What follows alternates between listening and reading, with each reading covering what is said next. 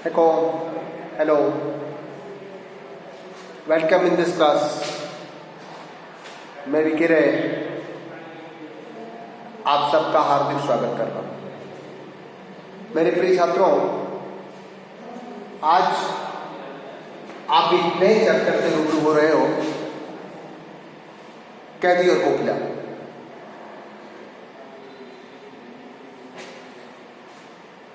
Class में इस पर एक संक्षिप्त चर्चा हम लोगों ने किया था।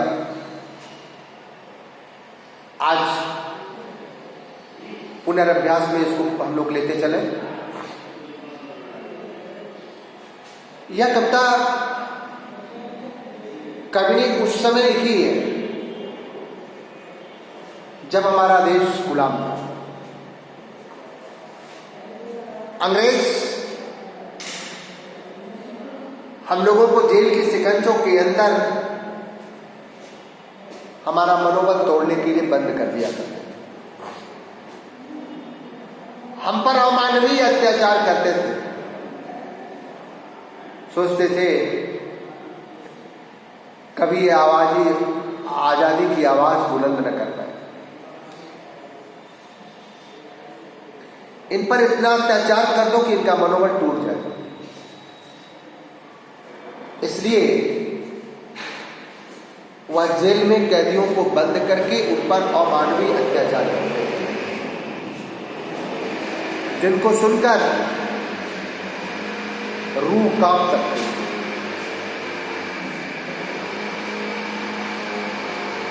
कभी भी उन्हीं कैदियों के साथ बंद है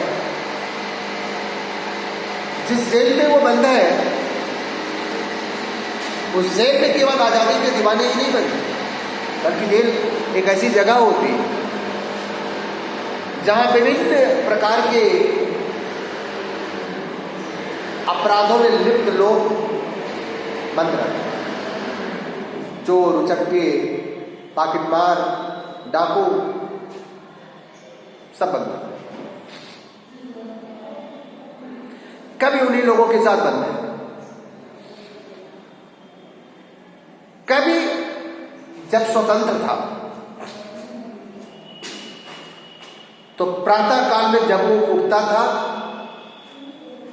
तो बसंत के मौसम में उसे कोयल की कूक सुनाई पड़ती थी। आप सबको पता है कि पक्षियों में सबसे सुरीली आवाज यदि किसी की मानी जाती है तो पक्षियों की, ये कोयल की।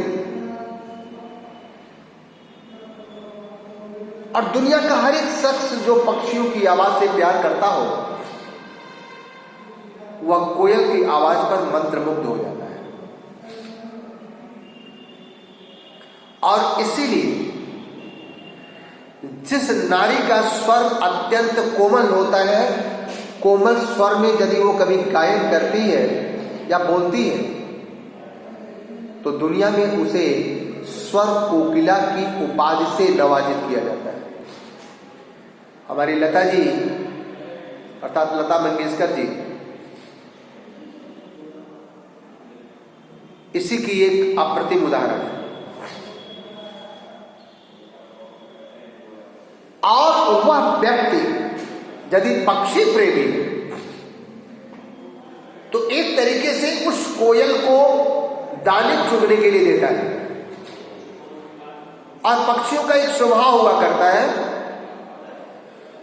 कि पक्षियां जहां पर दाना पा जाती हैं या जानवर जहां पर दाना पा जाते हैं खाने के लिए, वो उस व्यक्ति के बन जाते हो जाते हैं। अर्थात उस पक्षी का उस व्यक्ति से एक अपनापन हो जाता है, प्यार हो जाता है। या कभी भी प्रतिदिन उस कोयल को दाने चुगाया करता था, क्योंकि वह उसकी आवाज पर मंत्रमुग्ध हो गया और एक तरीके से उस कोयल से उसका अपनत्व हो गया था।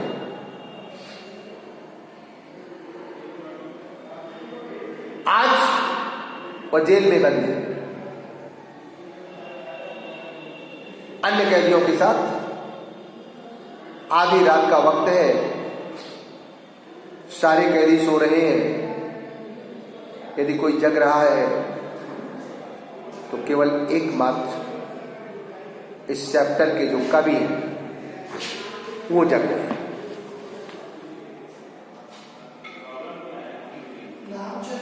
माखनलाल चतुर्वेदी जी जो इस चैप्टर के कवि हैं वो जागरण कर रहे हैं, सोच रहे होंगे अपना अतीत और भविष्य। अचानक आधी रात के वक्त जेल की उस चारदीवारी पर उसे एक कोयल की आवाज सुनाई पड़ती है। चौंक उठता है कवि। आधी रात का वक्त, सारी दुनिया सो रही है और ऐसे इस सन्नाटे भरे समय में एक कोयल की आवाज। अचानक उसके मन से प्रश्न उठने लगते हैं। वह विचार करने लगता है कि इस आधी रात में इस कोयल को यहां बोलने की आवश्यकता क्यों आन पड़ी। और वह अपनी मूक भाषा में ही चुपचाप मन में विचार करके प्रश्न जो करने लगता है कोयल से,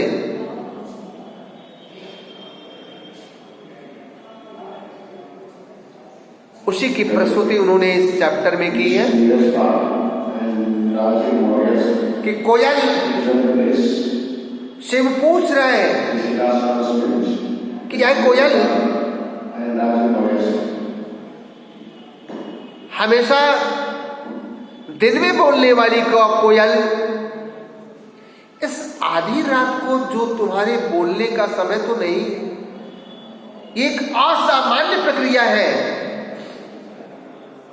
और ऐसी असामान्य प्रक्रिया करने की तुम्हें आवश्यकता क्यों पड़ गई, अर्थात आधी रात को तुम्हें बोलने की आवश्यकता क्यों पड़ गई। क्या तुम हमारे लिए कोई संदेशा लाई हो?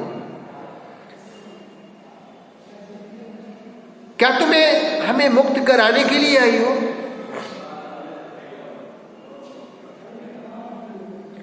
कोयल की आवाज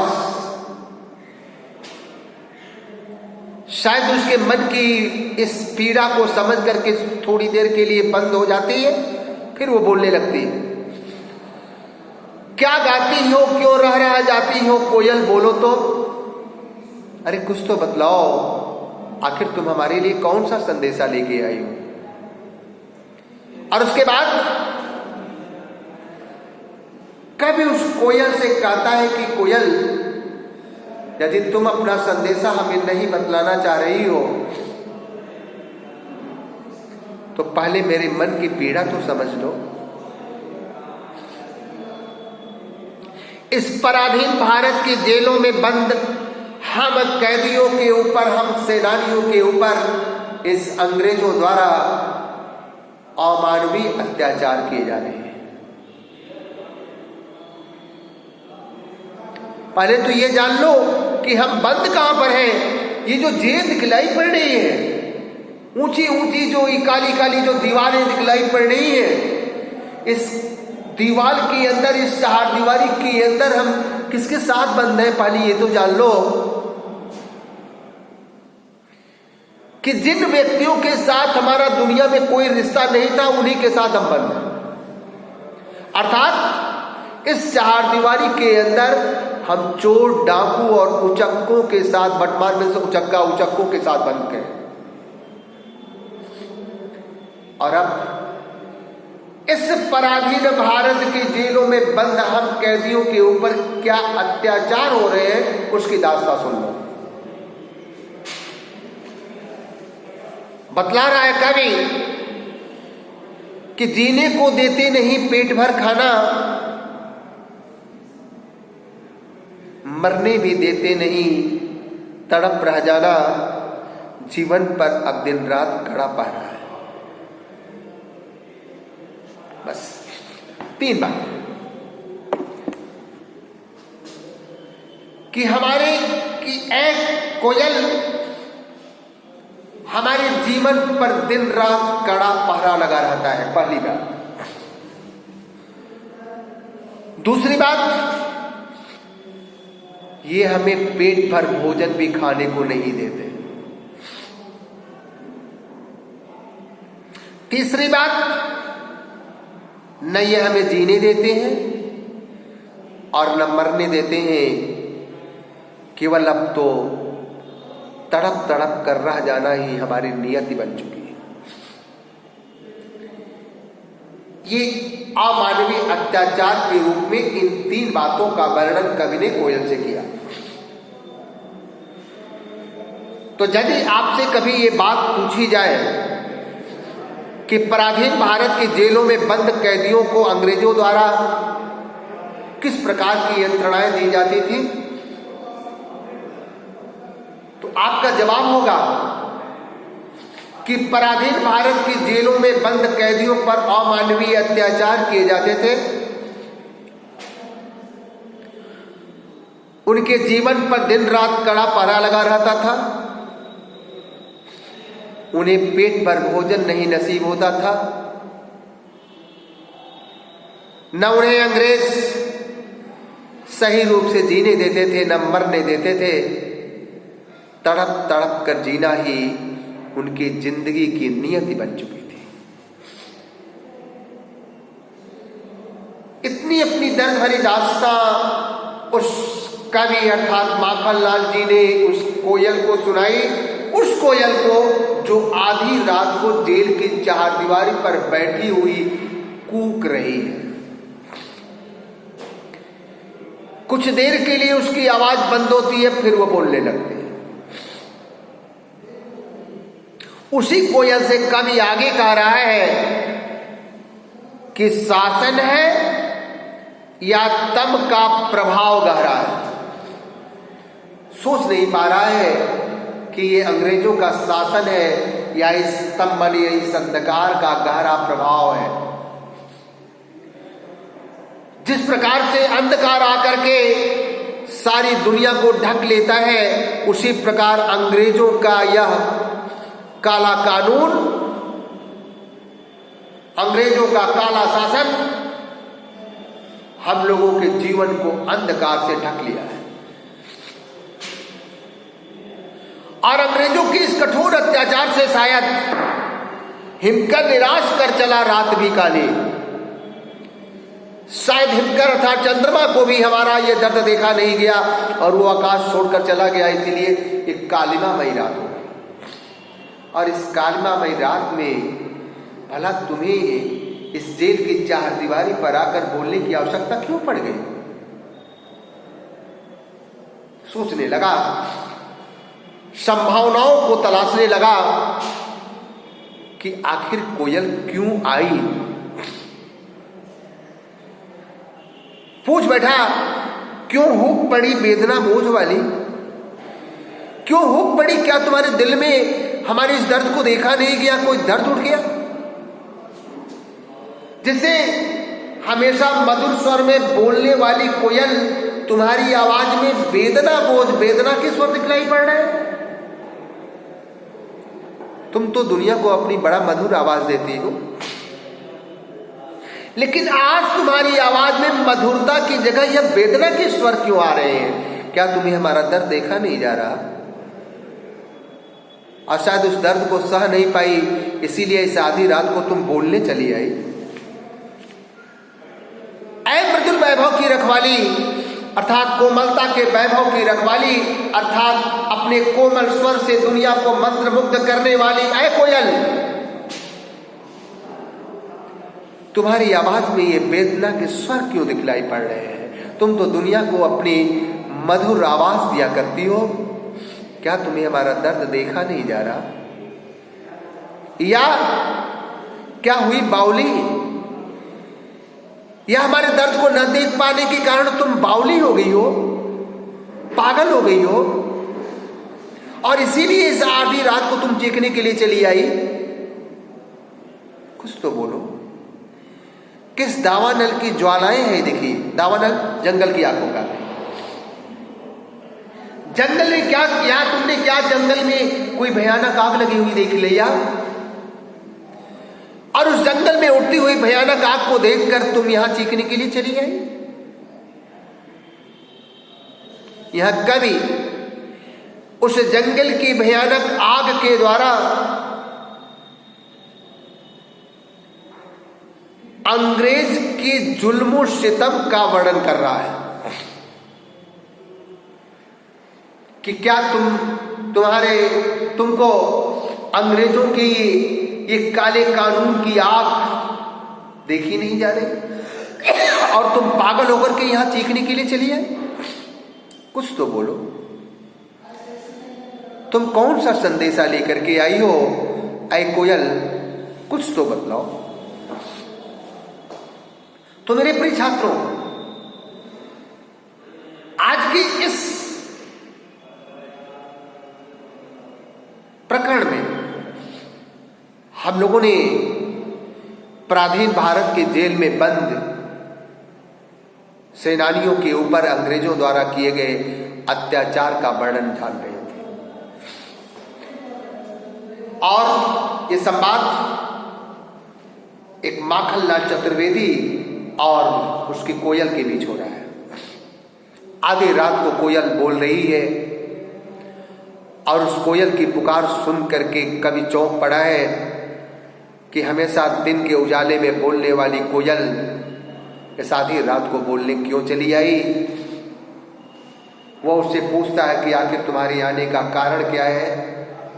आपने जाना सारी संभावनाओं को कि किन संभावनाओं को, कौन सी संभावनाएं कवि के दिल में उठ रही हैं जिसके कारण वह ये समझ रहा है कि कोयल को आधी रात को बोलने की आवश्यकता पड़ गई। उसमें ये जाना कि शायद ये हमारे लिए आज़ादी का कोई संदेश लेकर आई, या उसे हमारा कष्ट देखा नहीं गया, जिस कारण हमेशा ही मधुर स्वर में बोलने वाली कोयल की आवाज में आज वेदना का स्वर दिखलाई पड़ रहा है, या जंगल में कोई आग लग गई, अर्थात पराधीन भारत की जेलों में बंद कैदियों के ऊपर हो रहे अत्याचार को वह देख नहीं पाई, इसलिए वह पागल होकर के चीख रही है। और एक चीज आपने और जाना था कि पराधीन भारत की जेलों में बंद कैदियों पर कौन से अत्याचार हो रहे थे, इसको भी कवि ने बतलाया था। उसको बतलाया था कि ऐ कोयल, पराधीन भारत की जेलों में हम कैदियों के ऊपर अमानवीय अत्याचार किए जाते हैं। हमारे जीवन पर शासन का दिन रात कड़ा पहरा लगा है। हमें पेट भर खाना भी नहीं नसीब होता, पेट भर भोजन भी नसीब नहीं होता, न वे हमें सही रूप से जीने देते हैं न मरने देते हैं। तड़प तड़प कर रह जाना ही शायद हमारी जिंदगी की नियत बन चुकी है। इन बातों को आपने आज जाना और समझा, और इसके बाद की बातें हम अगले वीडियोज में फिर आपके पास शेयर करेंगे। तब तक के लिए इस वी के राय को विदा कीजिए। नमस्कार।